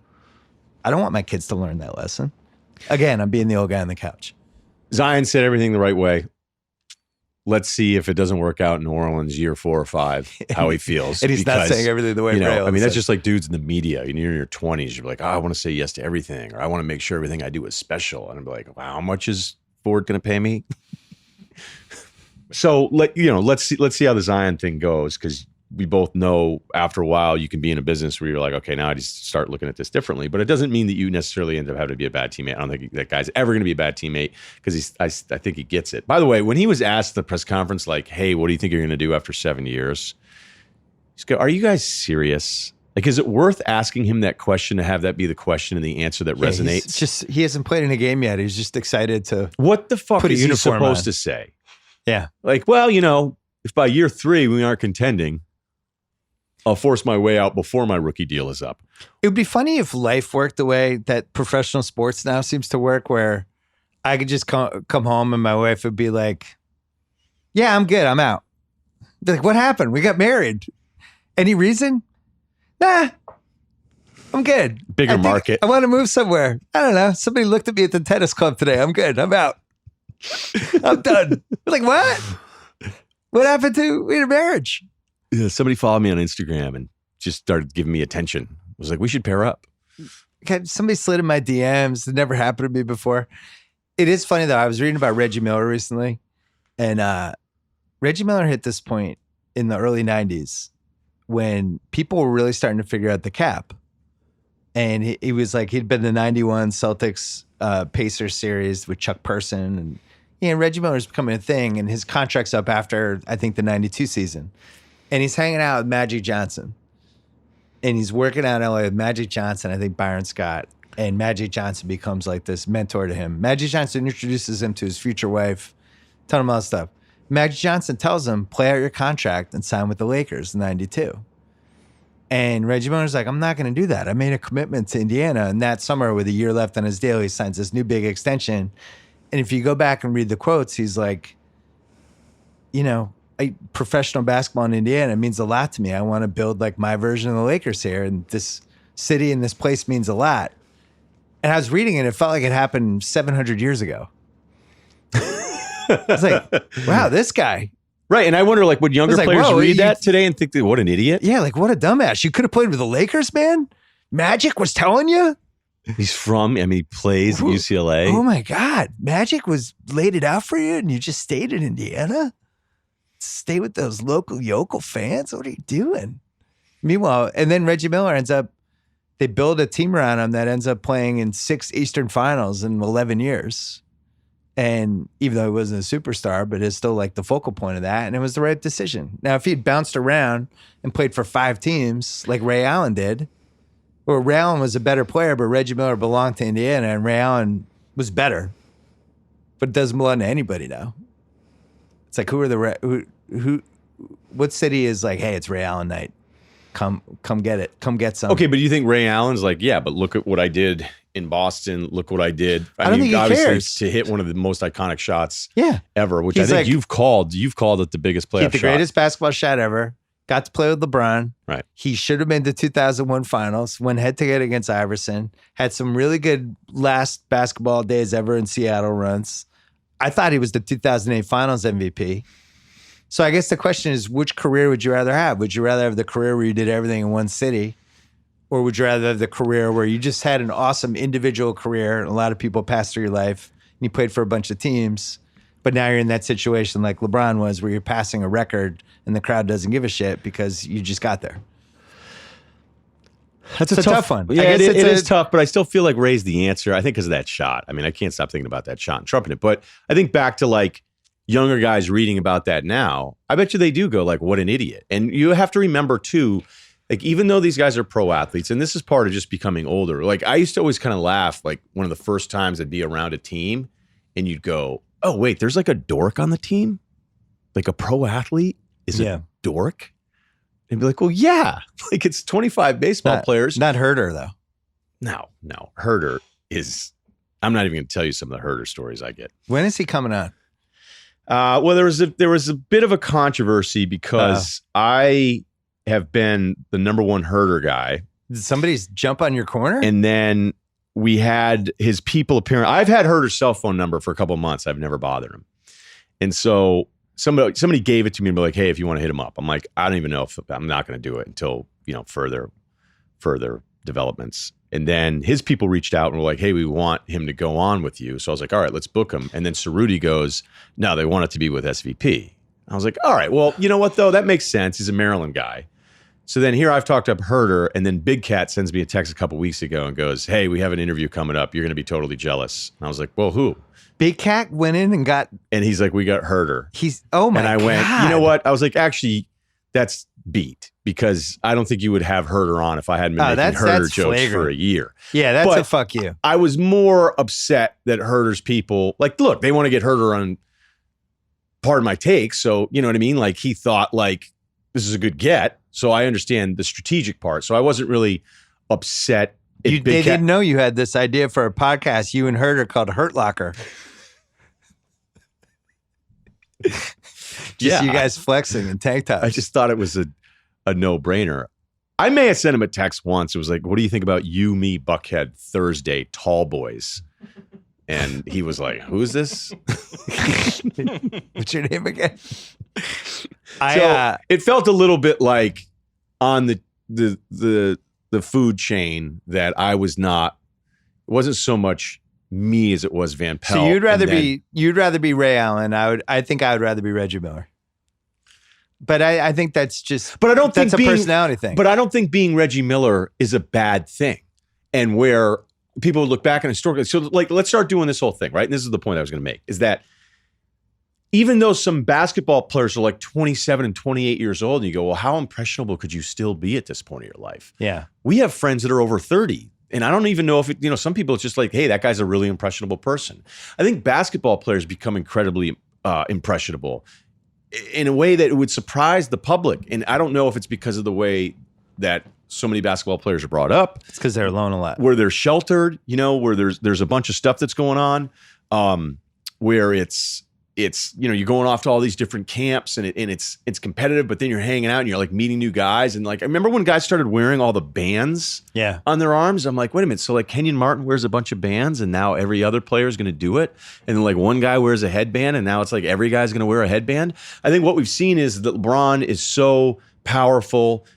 He is impressive to other players. Even we can debate on how many other superstars actually still wanted to go play with him at some point. But he has changed what it means to be an NBA star. And with his movement, that is something that has influenced so many of these other guys. And it's playing out perfectly with his Anthony Davis thing. When Anthony Davis did his sit down with ESPN and says, let's see how the year goes. And trust me, I understand the 6-month extension rule with him as well as anybody else out there. But if you're going to force a trade and tell the rest of the NBA world, I'm only going to one team, and that team gives up 5 picks and 3 players for you, and you have the balls to sit there on TV saying, like, let's see how the year plays out, that's not Anthony Davis talking. That's the LeBron playbook. I've tried to tell everybody this. Like, that actually was the wrong play by Davis. In that spot, that's not Davis keeping his options open. That's where Davis should have been like, look, I want this all to work out. I'm going to do this. But LeBron, who does his year-to-year thing, which Griffin explains in that Sports Illustrated article how tough it was at times. And I think to even LeBron's own detriment, that when it's like, when you're going year to year and you're all about you all the time, that actually can hurt you and your whole team. And that's where I'd push back on somebody just saying, hey, whatever, get yours. And you go, yeah, but sometimes you can be your own worst enemy, where it's like, yeah, you have to sacrifice a little if you want everybody to be on the same page for a team. And I think players think it's laughable now. Brady, I love how you got that. I thought the Griffin thing was such a missed opportunity last week. I'm going to talk about it. One more break. So this Griffin thing happens. Gives this Sports Illustrated interview.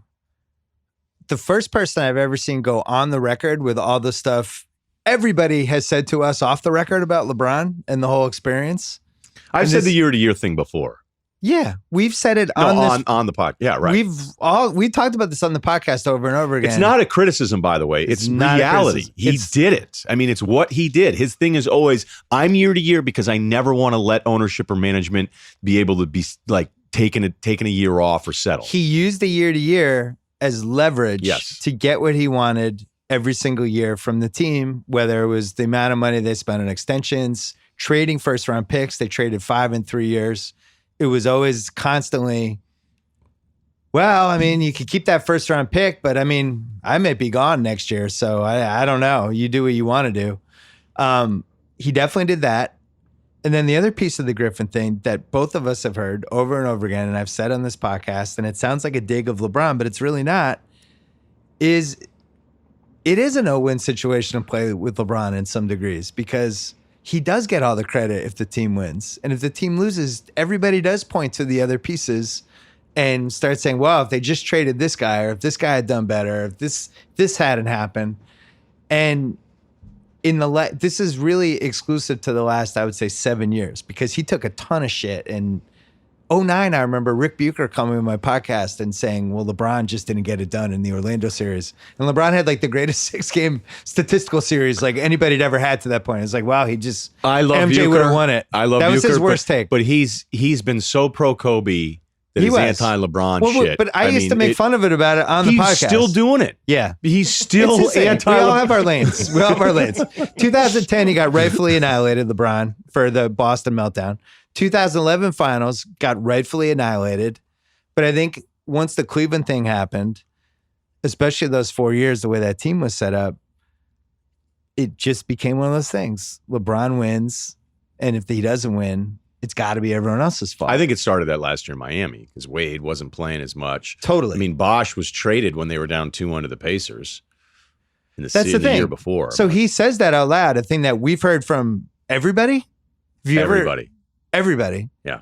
And then he has to go back and be like, actually, I was misquoted. It was some stuff pulled out of exaggeration. And I felt bad for him. But at the same time, I really admired. He was the first person I heard who went on the record and was candid about some of this stuff. It's okay to be critical of LeBron James. This isn't Jesus Christ hasn't come back and walked the earth for us here. He's just a basketball player. Well, He's a great, awesome basketball player. The problem and the power that LeBron has is like they can talk about Clutch not being LeBron and all these different things, but what you're not.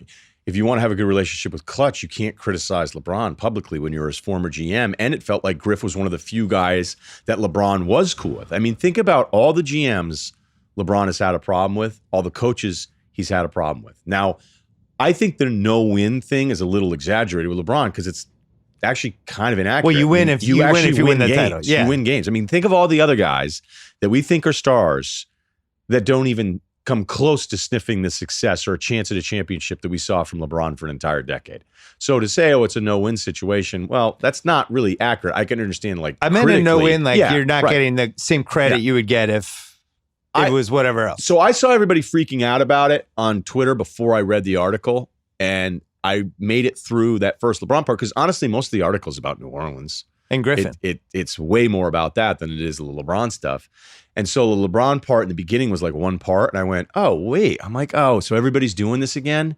Like, it's not. And then he brought up the second LeBron part where it was, he just doesn't look like he has the same fight. And at the end of the Cleveland thing, and I went, okay, well, this Griff's going to take some heat on this one.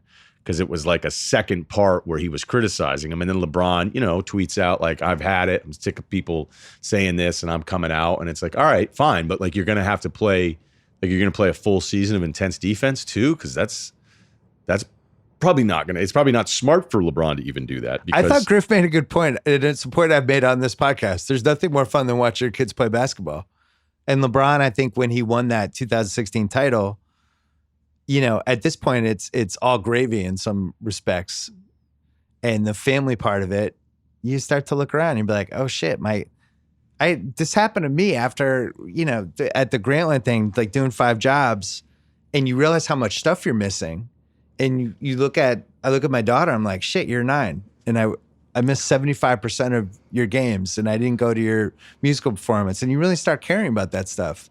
So if he's going to care about that stuff and not be like the maniacal, I have to be Jordan guy, I think that actually is pretty cool and healthy. But my question is, 18 seasons in, I'm not sure you can be everything at the same time. Like Giannis is in the fucking lab right now. That guy has all he's thinking about is, I'm going to be better than I was last year. I want to win the title. This is Rocky 3 now. Giannis is clubber in the gym, just like pounding some heavy bag, and Rocky's in the big mansion. Like it's a really good parallel for sports, that movie. LeBron's in the fucking Rocky 3 mansion now. And he's set up now where Davis can be the MVP. He can be the most overqualified number 2 guy ever if he plays it correctly. I'll be really interested to see how he plays it. Like there's stuff about, he's going to play point guard this year. I think that's ridiculous. I just don't think, I don't see a world in which he's an actual, like how the Sixers tried to use Ben Simmons, where he's guarding other point guards. Like, I don't think he'd be guarding any point guards. Well, then you're not a point guard. FYI, you're not a point guard. Yeah, I don't blame him for coasting on defense. I don't blame him for the last couple of years and making sure he's guarding the guy. Like, you go, I'll take him. Like, awesome, rec specs. Like, he's about to go tip it up at Live Oak, and it's like you start wandering slowly over to the dad bod guy with the rec specs. You're like, I will be able to. He's like, I've got Trevor Ariza, guys. I don't know who you guys have. I don't blame him for doing that. I don't blame him for doing that. So, part of it's like, okay, well, if other guys are pointing that out, that's not really a critique. It's actually what's happening out there. But I still find his year last year to be more impressive than he's given credit for, knowing that, like, those numbers at the end of the year, I can't believe. So I feel like the LeBron thing, like I'm not all the way. You have him 7th. I think that's too low right now. But when Stephen A comes out and says, hey, he's going to be MVP of the league, like that's too high. I think there's 2 different rankings. I'm middling here with LeBron. If I'm talking one game with my life depending on it, he's not 7th. If I'm talking about how many guys would you take over him right now? One game. Kawhi. That's it. Healthy Durant. I would still have LeBron 2nd. Durant's not healthy. Can't do it. That's it. Where was Yabusele in that? Low. But when you're talking about I have somebody for 8 months, the thing with LeBron is I have no idea if he's in a 90-game guy anymore or an 80-game guy. You're talking, if you're going to win the title, you're playing for 8 months. Kawhi is the most you can push it. 62 regular season games, 22 playoff games. He still was at 80 plus.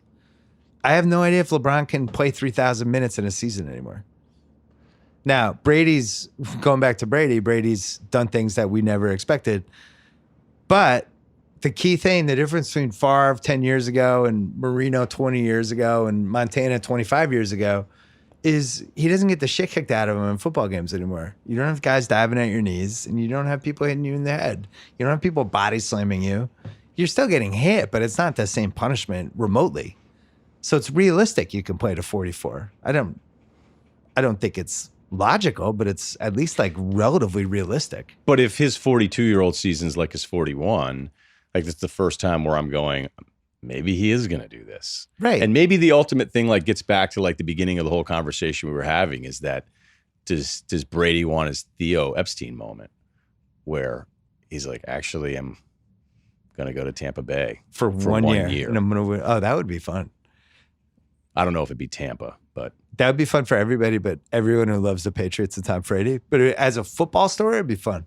And I would probably not leave my room for like a week. The LeBron thing, though? Yeah. I would argue that playing basketball, like just the Kawhi level of what we saw from Kawhi last year, I can't believe I'm saying this, is just so much more physically grueling than it would be to be a quarterback at this point. I actually think it's more punishing. Football, how many hits am I really taking over in 20 games as a quarterback? How many hits am... Especially him. I mean, he's getting rid of the ball every time. Early. Yeah, you're not hitting him. You're coming. I already got rid of the ball. You're not hitting me. I mean, even Manning. Remember when Manning went down and they thought he was just giving himself up? Was it a playoff game? Yeah. And he just didn't blow the whistle, so he kept running. I forget if that was a playoff game or was a primetime game. Yeah, it was a primetime game. Like, everybody was watching it at the same time. Like, everybody's so used to him giving himself up, and he still ended up not being healthy. I don't... Manning, I have to go through it and, like, look at... Because Brady had that year, was it 2 years ago, where he was, like, halfway through the season, he was on pace, and he was getting the shit kicked out of him for him. Like, he was actually... I remember one year doing the math on it. It was like, if he keeps up this rate, it's going to be the highest hit rate he's had in maybe ever, or 10 years. Like, it was actually an alarming rate there where it didn't look like they were able to protect him, and he was taking more and more hits. So I don't know that I'm ready to say the Kawhi thing is more grueling. It's just different. It's just different. It is true. Like, you talk to anybody who's a doctor in an ER. I remember when I was playing, I used to play pickup basketball. That's right. I remember when I was that. playing in my 40s, and I was at a party once with somebody from, like, a parent from the school, and I was like, yeah, I still play. And he's like, I mean, you're the reason ER stay in business. Little kids and 40-year-old guys who think they can still play pickup basketball and softball and touch football. Like, those are our bread and butters. 4-year-old kids and 41-year-old not ready to retire yet athletes. I don't know if this is a bad time to ask about your health policy here at the Ringer. I got a couple of things I got to get checked out. Anyway, I think LeBron, the way he plays is fucking grueling. I'll be interested to see if he can keep doing it. I don't think he can play. People seem to have penciled in now, well, when his son gets to the NBA and he's going to play with him, it's like, well, his son's not going to be in the NBA for at least 4 years and isn't like a top 10 prospect right now, I don't think, and is a 6'2" guard. I'm sure there's been a lot of good ninth graders, 6'2" guards over the years. So that he'd have to hit the jackpot with that side of it, but then would also have to stay healthy for another 4 years to the point that he'd feel good about playing. I don't know enough about his... What would you put as a line right now, just out of curiosity? LeBron plays with his kid. I give you plus 500. Do you grab it? Oh, I think I need better odds. Like 10-1? Because the prospect part, like, this is to assume, yes, you'll be in the NBA. The prospect list change like within a week. Titus told us he was Zion when he was 14. Right, true.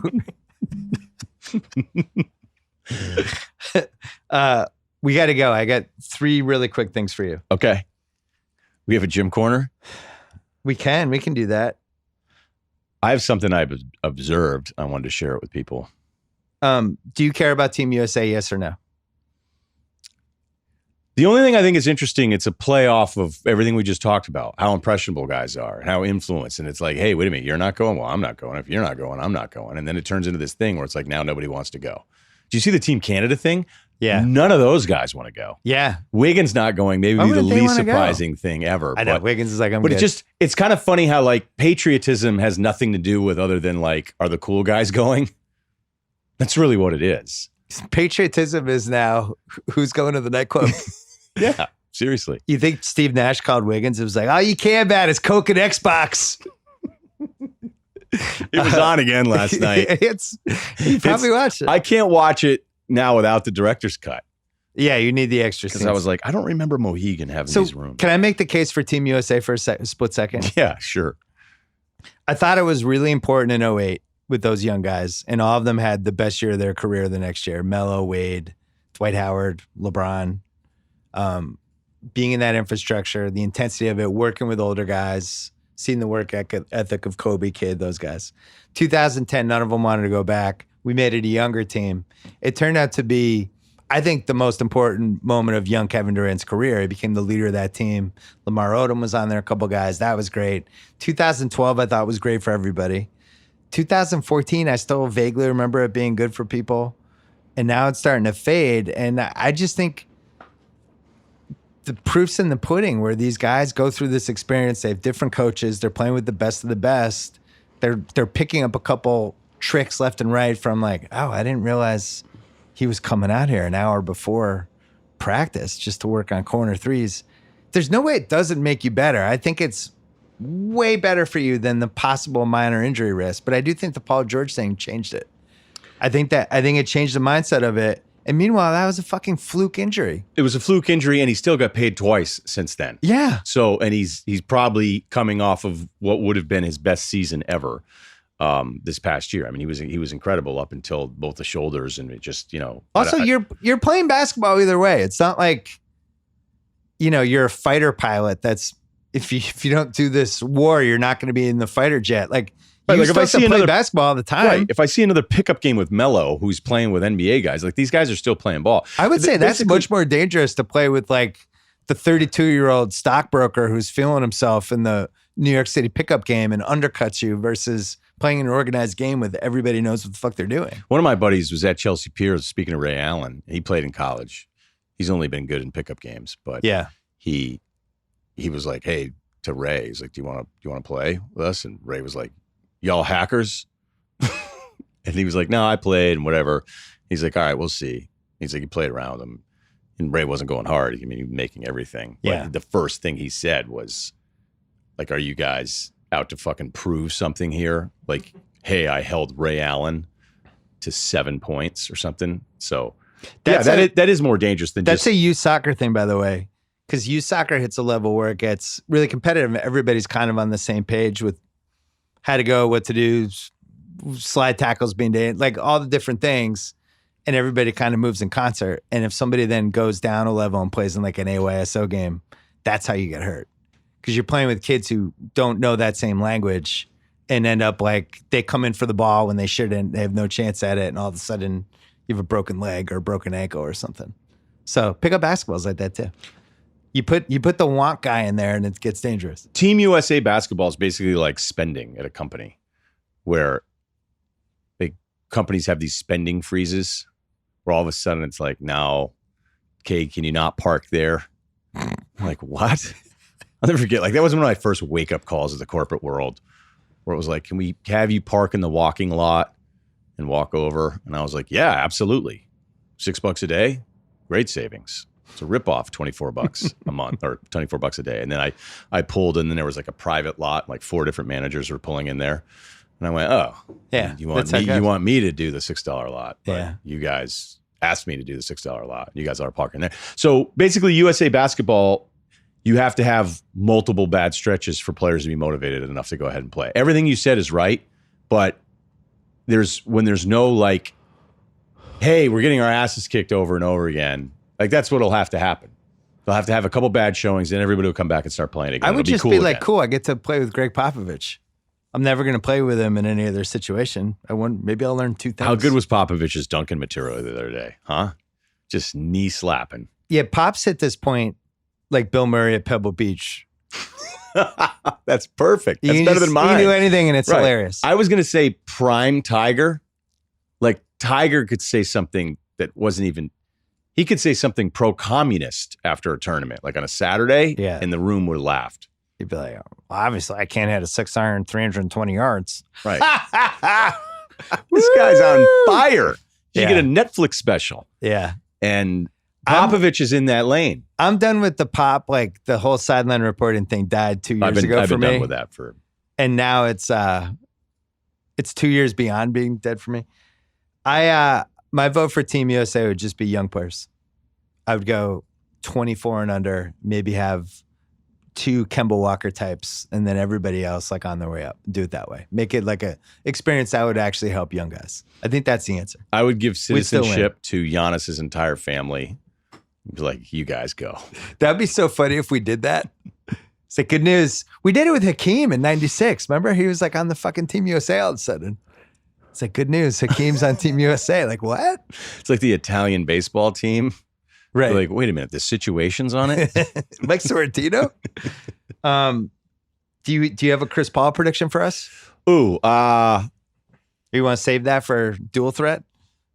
No, because, I mean, I had said all along, don't just assume that he's not going to play in Oklahoma City. And from everything I've heard, like, that's the plan. He talked it out with everybody, and they're ready to go, and let him run that ship. And I think they need him to be really good again for everybody to get what they want out of it, is for him to be a better asset than he is today, and for him to be enough of an asset to maybe find a way to be traded somewhere. But so he's a 2.5 month temp. Yeah, but the Milwaukee thing wasn't going to work unless that went disastrous, which I don't think it would. I could see Miami being bored enough to do it, but you know, the Lakers thing, because I think he's going to stay in LA. So I think so. His hope is Clutch goes, hey man, maybe some things aren't working out with LA. You know, I don't know. No, that Clutch goes, AD would really be receptive to like a Chris Paul trade would be great. That'd be good if you did that. Just be good, because if not, he really wants to play with Wendell Carter, Zach LaVine. Yeah, that Chicago thing came out of nowhere. Yeah, and then you have the Clippers, who they thought they mortgaged just everything for those 2 guys, and then those guys are like, yeah, we're gonna be on 2-year deals. Is that cool? What? Right, but 2-year deal. that would surprise me if the Clippers would even, I mean, I expect that Clippers thing to go really, really well. Well, So why especially would now you that need to mess with Kawhi's uncle is the CEO of Xbox. It's my hidden Ballmer Microsoft joke for you. Is that not true? No, I was joking. Like, everybody's been joking about I don't know. these, You just did a big tech pod, and I hadn't listened yet. No, everybody's been joking about though. these under the table perks that Ballmer gave Kawhi. It's been a running joke this summer in NBA circles. So he's not the voice of Cloud Strife, Final Fantasy. So you think it's not impossible that Chris Paul ends up in Los Angeles?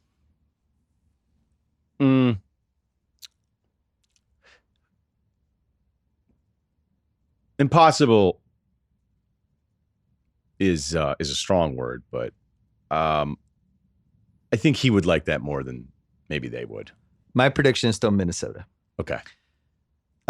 Any quick thoughts on why people care about Carmelo so much when he has been relevant in 4 years? Is it because there's nothing to talk about? No, I think because he's an awesome interview. Yeah. He's incredible.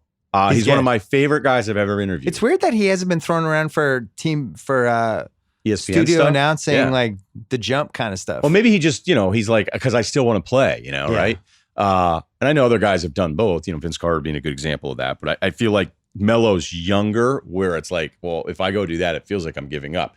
One of the only athletes I've ever interviewed where, like, as I was kind of going down a road, he just stopped me in like the most intelligent way to kind of make it better, but was cutting me off on like, no, dude, that's not what happened or what you need to be asking about. Like, this is what it was. And it totally blew me away. Like, I've never forgotten, obviously I forgot the word for word part of it, but it wasn't him being a jerk at all. He was actually just taking control and being like, no, this is what you need. So I've always been impressed with him that way. And so he does that big sit down with Stephen A. And what happens is, he's just slow time of the year, general consciousness of this whole thing. And that's I think, when we care about LeBron's parenting. Yeah. At youth basketball games. Exactly. Carmelo Stephen A interview. Taco Tuesday video. Tom Brady's real estate. Melo kind of got dumped on so much that I almost feel like there's a little bit of a guilt thing about it. Is that part of it too? I think it's bullshit. I've already talked about this, but Okay. I just think it's ridiculous. Melo was really, really good. Oh, so we're in agreement on this. Oh, yeah. Yeah. Melo's really, really good. And I don't even know who the best teammate he ever had was, but it's either like past his prime Allen Iverson or Tyson Chandler or, if you go through all, like, whenever anybody's like, I did he it never for a got out of column the playoffs. 5 years ago. Right. So I've done it in an email But with it's my also friends. his fault because over and over again, he took the money over like a good situation. And he is specifically This past thing, like he this stayed with past the Knicks to contract get that was- fifth year. you knew the next thing was done at that point, Yeah. and he just went back there anyway for the money. Last question for Jim Corner, and we got to go. Everyone wants Kyler Murray to be Mahomes for this year for fantasy, fun, out of nowhere purposes. Is it actually realistic? I still don't think what Mahomes did last year was realistic. Okay. So now I'm supposed to think another guy's just going to go ahead and do it, and it's not me going, oh, I don't know about Kyler Murray. I mean, now I'm more open-minded about any of these guys being studs. I mean, this position is just No offensive line, new coach, seemingly tough division. And by the way, you can add, like, none of that means as much as, do we have to remind ourselves of what Mahomes just did this past year so that he's just going to step in and do that? I mean, that doesn't make any sense. I just hope he's fun and that when nephew Kaya was drooling in the corner of the guest house at like 5:30 or 4:30 on a lazy Sunday in LA. I've been told. What, Not drooling, thinking about drooling. He's not allowed to drool anymore? No, not in the house. It definitely sends off the fumes, but Come on, dude. yeah, a little bit, But I just hope he's fun on one of the TVs. I hope it's like, oh, look, Kyler Murray's scurrying around doing stuff. He's about as much fun as I've ever seen run in a college football Just game. be like, oh, what's going on in the top TV? Yeah. Ooh, Switch it what's over. Kyler Murray doing? Switch it over. Yeah. Yeah, flip this. He's probably going to run more, too, I thought when they you're were down younger. 20. They're down 6. I hope he at least hits that. All right, what do you got for Jim Corner? I've been doing this thing lately where I'm observing guys practicing mixed martial arts, boxing, And, you know, if you're good at it, it's a cool thing to be good at. Right. Like when you're good at throwing punches and kicks, it's kind of awesome. You know, it means like you grew up with it, you get some natural ability, and you can tell right away, like, oh, you know, this guy's either has the Tai Bo video at home, or this guy like actually, you know, was doing classes. He had a Muay Thai instructor when he was 9. Absolutely. But there's been dudes that I've been noticing that have been doing this thing where they set up their whole thing in front of everybody. And it's not like, usually the gyms will have some side room, or if you're into that, join a gym that has bags in a room off to the side. And I've noticed in a couple different spots, going to be traveling a bunch too, is that some guys are like setting up some sort of like cone obstacle and then sparring with the deal while everybody else is kind of walking around them and going to different stations. And I'm thinking to myself, it's not so much that you want to work out, it's that you want to have everybody see that you're kind of like an MMA boxer dude. And I've noticed it a lot. And the same thing happens with videos. Like Kevin Hart, big workout guy, right? I like Kevin Hart. My basketball teammate, Celebrity Game, doesn't pass a ton. But he was doing like a sparring video, right? Where he was hitting it. And, you know, you can kind of, if you're athletic enough, you can memorize all the routines and what the different numbers are, and you can go through it all, and it can look really, really good. And you get routine down, and Hart posted this video, and it was really good. And then the other key thing, though, that you do to try to just get in front of the haters is you go, still some work to do, or still some room to improve, so that you're not posting it to be like, look at me, I'm the shit. I'm a badass. Brady should start doing that on his Instagram videos. But everybody that's doing that is posting it because they think they look like a badass in the video. Nobody looks at the video of them hitting the bags and goes, I look terrible. Yeah. I'm going to post My left this. wrist looked limped on that Yeah, one. like I keep pushing this punch. There's nothing behind it. There's no snapping. Like I even did it once because I knew in the video I looked cool. I did it years ago. So I'm admitting my own guilt in this process. But guys are posting stuff like Russell Wilson, every primetime game, always boxing footage. Guaranteed. Because he thinks it looks awesome. So when guys release this stuff, we all know that you're doing it. It's just another version, but it's a little extra. And it's also bleeding into the gym routine, to the actual day-to-day, where I'm noticing more and more guys like, hey, if there's a room that's actually set up to hit bags, here's a thought. Go in that room. So, but the other thing is you can't really say any other thing to those guys, because if they actually are pretty good at it. Like, what, bro? Right. Oh, okay, we go live right now. And then you get your ass kicked at the gym, and everybody finds out about it. So I'm not going to say anything to anybody. Do you think they're showing off, but they're also kind of hoping they find a kindred spirit who then they can talk about MMA stuff a little bit with, right? Maybe, but I usually think it's about when they're girls. naked? No, I think it's girls. Oh, I'm tough. I could defend you at the Tarantino movie if somebody spilled popcorn on you and wasn't nice about it. Oh, you're a trainer? Yeah, no, I used to train MMA back in Huntington. I moved up here though. I'm in LA now. We have one Gym Corner video idea that we're going to do when you officially join the Ringer next month that I'm very excited about. Oh yeah, that's right. I do. Don't say what it is. No, I'm not going to say it. It's a good one. I forgot. I got nervous for a second. No, it's this is one idea. I don't know if it's a one-off or we can do like 3 of them. It feels like a one-off, but it might be a one-off. But it's great to have you here. Welcome aboard officially, and very excited to get moving. Thanks a lot, Bill. Seriously. So I can't wait. All right.